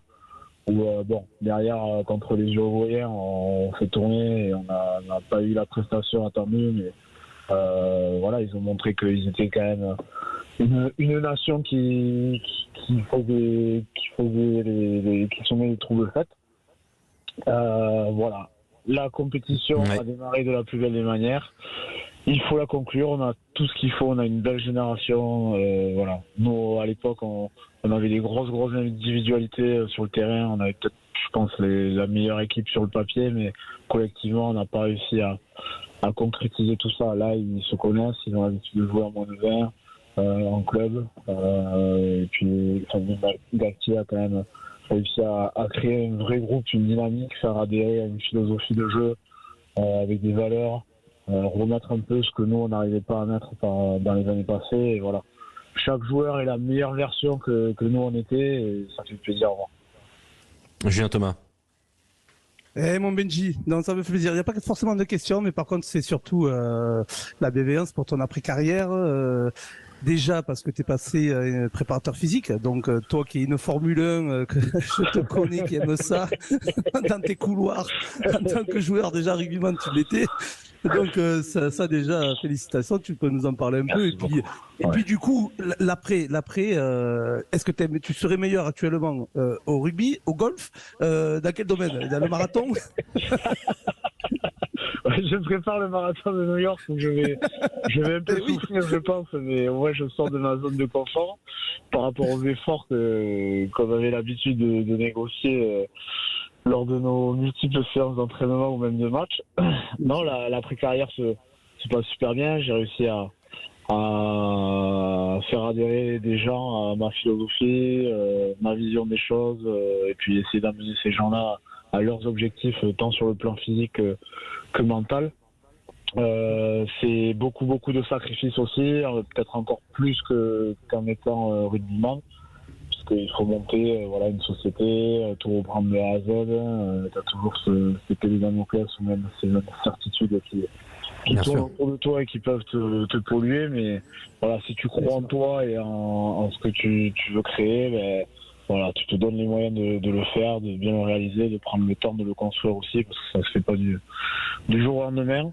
Et puis à l'arrivée, ça fait un beau projet, ça fait que voilà, t'as grandi avec de l'expérience au niveau rugbystique, mais qui te servira aussi dans la vie de tous les jours, d'apprendre certaines émotions que tu as pu connaître et qui là vont être peut-être décuplées ou amplifiées, mais voilà, non, c'est le rugby est une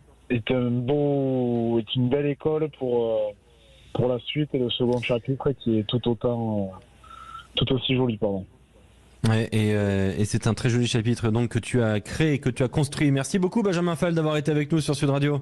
Merci beaucoup, c'est gentil. Toujours un plaisir, toujours un plaisir de t'avoir Benjamin sur notre antenne. On se retrouve dans un instant, on essaiera d'aller du côté de Lyon avec Nicolas Delage et Daniel Leroy. Tout de suite. Morelauto.fr, le choix des marques et des services présente Sud Radio, au cœur de la mêlée, Alexandre Priam. En direct de Lyon avec Nicolas Delage, avec Julien Vert, avec Daniel Herrero, l'ambiance qui monte dans ce magnifique stade rhodanien. France-Italie dans 30 minutes. Maintenant Nicolas Delage avec l'ambiance qui est très belle. Et on entend de la musique italienne. Tiens, ça me rappelle la chronique de Julien Gasparac et sa magnifique chemise qui me met des boutons. Oui, tu sais de toute façon que pendant les échauffements des équipes, c'est encore le cas, les sélections ont le droit de choisir une chanson. Donc là, on a une chanson assez entraînante côté italien. C'est pas cliché, tiens, dis donc ça, comme musique. Vraiment, on est sur de la grande surprise musicale côté italien. On n'était pas loin de nous mettre un Ti amo, pourquoi pas aussi tant qu'on y est. Les Italiens donc qui sont en train de s'échauffer, puisque du coup c'est ça l'indication. On va parler un petit peu de cette équipe de France. Daniel, est-ce que Daniel est avec nous? Nicolas. Oui, on est en bonne forme. Salut Daniel. On est en bonne forme, on est en place. Le stade est magnifique, très honnêtement magnifique. Il est plein quasiment. Déjà, nous sommes maintenant à 20-25 minutes du début du coup d'envoi. Voilà, l'atmosphère est déjà à la fois chaleureuse, enthousiasmée. Nous sommes dans une dynamique de très très grands matchs, de grands matchs de Coupe du Monde et de matchs avec un potentiel assez élevé d'indécision. Mais oui, il y a de l'indécision, il y en a eu aussi dans la construction de cette équipe, dans cette composition d'équipe. Nicolas Delage, sans tout dévoiler, il y a des postes aujourd'hui où on va pouvoir discuter d'une concurrence qui pourrait s'installer sur certains postes, notamment à l'aile ou en troisième ligne. Nicolas. Oui, Nicolas, il est là pour nous parler effectivement de la concurrence hardie, ardente, sévère et même et au demeurant magnifique sur les ailes françaises. Il est quand même probable que Damien Penaud soit dans un confort incontestable et légitime, et que de l'autre côté, du côté droit, avec Biel Biarré et Gabin Villiers. Là, c'est. On t'a retrouvé, Nicolas. Oui, on a retrouvé, désolé. Allez, vas-y, enchaîne sur les ailiers. Non, mais on va dire qu'au début de la Coupe du Monde, Gabin Villiers avait une nette avance dans l'imaginaire, en tout cas des gens, des suiveurs, et même probablement de Fabien Galtier, parce que même s'il revenait de blessure, il avait un temps d'avance sur Louis Biel-Biarré, qui est un genou. C'est seulement aujourd'hui sa 6e sélection. Ça fait partie des ovnis, des trouvailles qui ont explosé à la phase du top 14 et donc de l'équipe de France. Et il se trouve que Louis Biel-Biarré, à chaque fois qu'il a eu à montrer l'étalage de son talent, alors certes contre la Namibie, contre l'Uruguay, il a répondu présent. Il a même étalé de sa classe et de sa vitesse ses interventions. Donc oui, on se demandait d'ailleurs avec Daniel à la fin du match contre la Namibie s'il avait clos la concurrence. Peut-être pour le match aujourd'hui, mais je ne serais pas si définitif par exemple sur un match contre les Springboks en quart de finale, parce que les qualités de Gabin Villiers, Daniel, seront peut-être très utiles contre les Boks. Oui, alors les qualités des uns et des autres, oui, sans aucun doute. L'idée c'est que là nous sommes sur ce poste-là, avec cette concurrence-là, avec ces deux citoyens-là et leurs qualités spécifiques à l'un et à l'autre, il y a un potentiel d'indécision de jour en jour. Là, ça peut aller assez vite. Il semble que dans les 8-15 derniers jours, la fraîcheur de Biel-Biarré, l'allure de course, de vitalité, tu vois, d'esprit d'entreprise qu'il a manifesté dans ces deux matchs qui ne sont pas les plus rudes qu'a eu à vivre le 15 de France. On peut dire que Louis Biel-Biarré a pris un ascendant. On sait que Gabin Villiers, lui, il est probablement plus dans l'expérience. Il est titulaire quand même de 3 années de fréquentation du très très haut niveau. Il a déjà fait ses preuves. Il a une robustesse qui inspire de la confiance. Et effectivement, par exemple, contre les Springboks, avec cette rivalité toute gorgée de rudesse et de physique dangereux, on dira, l'expérience et la robustesse de Gabin Villière peut-être pas prise en considération. Mais à l'heure actuelle, à l'instant T, ce jour de dernier match de qualification de la Coupe du Monde 2023, Louis Bielbiarré est devant incontestablement. Oui, deux joueurs effectivement très différents. Hein. D'un côté, une sorte d'expertise du jeu au sol pour Gabin Villière et le jeu aérien pour Louis Bielbiarré. Ce sera évidemment un poste à surveiller aujourd'hui. Autre poste à surveiller, c'est le poste de troisième ligne. On en a parlé un petit peu avec toi hier, Daniel, entre François Cros et Anthony Gelon, avec là aussi un expert du jeu au sol et du plaquage côté Cros, et un sacré porteur de balle technique, rapide aussi, hein, pour Anthony Gelon, qui est toujours en phase de reprise quand même. C'est important aussi de le signaler. Oui, alors on peut signaler qu'Anthony Gelon est dans une phase de reprise après 5 mois et demi d'absence.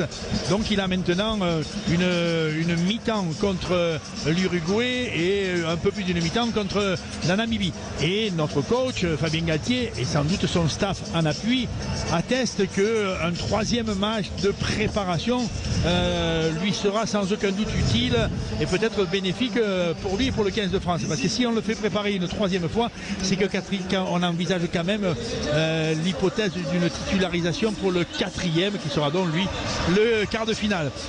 C'est vrai qu'on peut revenir sur ces deux talents, ces deux joueurs remarquables, hein, que sont Anthony Gelon et François Cros. Il reste que me semble-t-il, de ce qu'on est en train de lire ces jours-ci, la confiance des coachs va plutôt sur Anthony Gelon. Il a presque tous les attributs, un petit peu plus à mon sens, dans le jeu du troisième lignel. Anthony Gelon, il a des attributs qui lui permettent de sauter en touche. C'est pas son point majeur, mais ça n'est un. Anthony Gelon, il est un redoutable défenseur. C'est pas son exclusif, mais ça n'est un quand même énorme, bien que son concurrent, en l'occurrence François Cros, soit aussi un remarquablissime défenseur. Mais Anthony Gelon, il est titulaire d'une technique un peu plus affinée. Il est capable, de par son allure, son déplacement, la qualité de sa course, d'aller aussi vers les extérieurs, d'être un peu concerné par tous les secteurs du jeu. Le secteur du défi, où il est très rude, où sa capacité à être très féroce dans l'affrontement, dans la dureté des chocs, fait quand même qu'il a la confiance des coachs. François Cros, lui, a l'immense estime de tout le monde sur son caractère sacrificiel. Mais justement, Daniel, pour compléter ce que tu dis très justement, c'est que là on a quand même un problème de riche, parce que ce soit Gelon ou Cros, on a deux vrais leaders de jeu. Leader tout court pour Cros, parce qu'on rappelle que sur une fin de match de cette Coupe du Monde, François Cros était capitaine. Il a été capitaine. Oui. C'est aussi un signe de confiance. Oui, il a une emblématique d'homme de très grande générosité et c'est le caractère sacrificiel. Sacrificiel, ça veut dire que tu penses presque à l'exclusive le temps du match aux autres. Que le sens du don anime en permanence la performance de François Cros. C'est ça qui fait sa caractéristique. Et évidemment, ça se trouve dans les secteurs du jeu les plus âpres que sont la qualité de la défense, la rudesse dans les chocs, le nettoyage au pré, enfin tout ce monde-là, le monde des obscurités et des rudesses. Là, il y a une emblématique. Là, il y a quelque chose de très symbolique dans le leadership. Tu suis toujours avec appétit et volonté celui qui se sacrifie pour toi. Oui, et c'est un point intéressant. Puis enfin, un dernier joueur sur lequel on va avoir une attention toute particulière, c'est Maxime Lucu. Il a peut-être le match le plus important de sa carrière aujourd'hui avec ce maillot de l'équipe de France. Il va être donc titulaire pour un match présenté comme éliminatoire, hein, par Fabien Galtier. Julien Thomas, Maxime Lucu aujourd'hui, il joue à la fois gros et à la fois il sait aussi qu'en cas de retour d'Antoine Dupont pour le quart de finale, ce qui devrait être le cas, il laissera le poste et le numéro 9 à Antoine Dupont. Donc c'est quand même forcément une situation un peu particulière.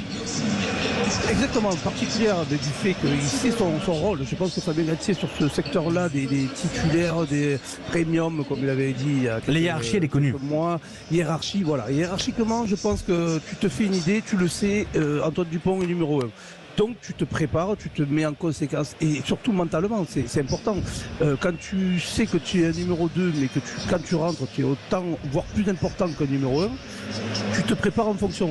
Il n'y a pas de, je sais pas, jusqu'au dernier moment, là, une composition titulaire, pas titulaire et j'ai des regrets et puis je suis un peu aigri parce que je suis remplaçant. Pas du tout. Donc c'est là où la clarté de cette composition et avec Fabien qui est très intéressante.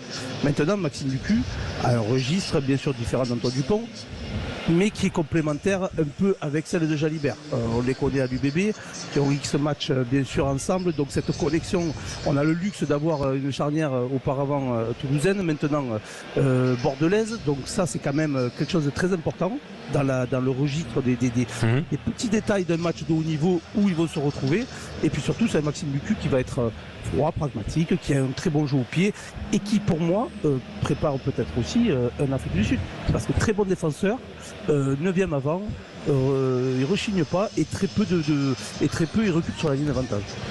Ouais, et Maxime Lucu aujourd'hui, eh bien, il aura une importance capitale. On se retrouve dans un instant sur Sud Radio pour continuer de parler de Maxime Lucu et puis on va parler de cette équipe italienne. Allons-nous voir l'Italie du tournoi Destination ou celle des All Blacks largement battue par la Nouvelle-Zélande?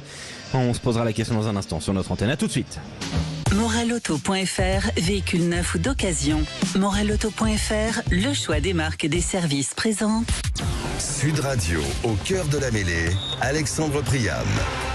Avec toute l'équipe Sud Radio, avec Daniel Herrero, Nicolas Delage en direct de Lyon, avec Julien Thomas, Quentin Cabanis. Et on va parler un petit peu de cette équipe italienne. Mais d'abord, la présentation de cette équipe italienne, elle est très intéressante parce que Mirko Bergamasco est revenu sur la débâcle. Il n'y avait pas d'autre mot de cette équipe italienne face à la Nouvelle-Zélande. 96 points encaissés. Allons-nous avoir l'Italie du 6 Nations ou celle des All Blacks? Élément de réponse avec Mirko Bergamasco qui était notre invité cette semaine dans Au cœur de la mêlée. Il parle d'un complexe spécifique face aux All Blacks. On l'écoute. En fait, on a un problème en Italie, c'est qu'on idolâtre tellement la Nouvelle-Zélande qu'en fait, quand on joue la Nouvelle-Zélande, en fait, on joue pas la Nouvelle-Zélande équipe, pays Nouvelle-Zélande, on joue le mythe des All Blacks. C'est-à-dire qu'on joue comme quand on est gamin et on regarde les All Blacks à la maison devant la télé, et on a des yeux énormes en disant je veux un jour jouer comme eux. Et en fait, comme ça se passait pendant le match, en fait, on regarde l'équipe des All Blacks jouer contre nous en fait. Et du coup, quand tu les regardes jouer, forcément, eux ils vont en 2000 à l'heure, comme vous avez dit, ils jouent ce match à 150% et très difficile de les arrêter parce qu'une fois qu'ils sont lancés, c'est trop tard. Et oui, et allons-nous avoir cette équipe qui a bien figuré dans le tournoi Destination ou celle qui a pris l'eau de toutes parts face aux All Blacks, Daniel Herrero? Il est vrai que l'équipe d'Italie, après un joli tournoi où elle montre une progression entamée, régulière depuis un an et demi, le tournoi 2023 atteste qu'ils sont pas loin 2 ou 3 fois de pouvoir remporter contre des ténors européens une victoire signifiante. On voit que dans leur jeu, l'apport de l'entraîneur, tout orienté vers de la rigueur, vers la maîtrise des petites fluctuations affectives traditionnellement italiennes, quoi. La petite bévue, la déconcentration dans l'organisation défensive quand il y a des assauts répétés. Ouais, il y a un certain nombre de choses qui semblaient avoir été rectifiées, et en ce début de Coupe du Monde, il semblait que l'équipe d'Italie pouvait être un rival. Elle peut l'être encore ce soir, donc ne soyons pas catégoriques, mais il est vrai que leur Coupe du Monde est bizarre parce que contre les deux adversaires les plus bas, ils ont été décents, présentables, avec une allure plutôt joyeuse et assez enthousiaste dans le jeu. Et puis il y a ce match contre les All Blacks. Mirko Bergamasco nous dit quand il joue contre les All Blacks, il joue contre un mythe, et quand il joue contre un mythe, c'est un mélange de dieux, donc à respecter quoi qu'il arrive, et un mélange en même temps d'adversaires intouchables, qui fait que par définition déjà avant de commencer t'es dans la ratière. Donc moi je ne crois guère ça. Les All Blacks n'ont pas toujours été aussi souverains contre les Italiens dans les 7 ou 8 dernières années. L'Italie a souvent mieux figuré que ce qu'elle a fait la semaine dernière, et la semaine dernière ça laisse une interrogation, c'est que dans le fond de sa structure équipe, tu vois, dans le fond du moral de l'équipe italienne, il y a quand même une fragilité. Ils ont renoncé La semaine dernière, contre les All Blacks, ils ont commencé plutôt correctement le match. Ils ont rivalisé par une qualité athlétique qui est en rien médiocre. L'équipe d'Italie a une présentation athlétique aussi bonne que les All Blacks, aussi bonne que le 15 de France, si tu les regardes physiquement, quoi. Alors après il y a d'autres qualités physiques que les Italiens n'ont pas forcément. La vitesse collective, le rythme collectif, le déplacement ensemble, là-dessus ils sont sans aucun doute un peu moins bons, mais bon, en d'autres termes, on pensait que leur Coupe du Monde serait un peu meilleure. Aujourd'hui, je ne sais pas comment ils ont digéré, honnêtement. Je mets un bémol sur la façon dont ils auront digéré cette espèce de raclée, cette espèce de, pas franchement une humiliation, mais une offense quand même assez considérable qu'ils ont subi il y a 6 ou 7 jours. Et le début du match nous intéresse bien parce qu'on va voir quand même qu'est-ce qu'ils ont dans leur cœur. Et ce qu'ils ont dans leur cœur, si ça peut durer tout le match. Nicolas Delage, pour clôturer sur l'Italie, c'est tout à notre intérêt aussi d'avoir une belle équipe d'Italie, celle du tournoi à destination face à nous. Bien sûr. Oui, bien sûr, c'est notre intérêt surtout de réussir le match et de leur mettre également une fessée comme l'ont fait les All Blacks. Pourquoi ? Tout simplement pour rester sur cette impression de France-Namibie et complètement évacuer des doutes avant de rencontrer ce qui se fait peut-être de mieux au monde en ce moment avec les Irlandais, c'est-à-dire les Springboks. Donc il y a le double objectif, d'abord c'est de cocher la case, on est qualifié. Bon, là on est tous confiants, mais il y a aussi l'objectif de faire un match plein et de montrer à la face du monde, d'impressionner pourquoi pas les Springboks s'il est possible. Oui, il y a un truc assez intéressant dans cette phase préparatoire. On voit que les All Blacks ont mis 70 points à la Namibie, les Français en ont mis 90. Tu vois, il y a des comparaisons qui se sont faites par petites équipes interposées. Là, on sent bien que les Français ont compris quand même qu'avec le 100 à 0, enfin le 96 à 17 des Blacks contre les Italiens, ça sera quand même difficile de faire mieux. Et il est donc impératif que si le score ne monte pas dans ces hauteurs-là, la qualité de la maestria, la qualité de la domination française soit du même niveau que celle que fut celle des Blacks. Et Julien Thomas, avant de te libérer, te retrouver à la mi-temps, ton pronostic, le score de ce match vu par Julien Thomas. Alors le score, je pense que l'équipe de France, si elle fait cette première mi-temps et surtout 20 minutes incroyables, je vais dire 38 à 17 pour les Français. 38 à 17 pour Julien Thomas. On te retrouve à la mi-temps. Julien est dans l'après-match sur Sud Radio ensemble jusqu'à minuit. Évidemment, on va vivre un grand match sur Sud Radio. À tout de suite.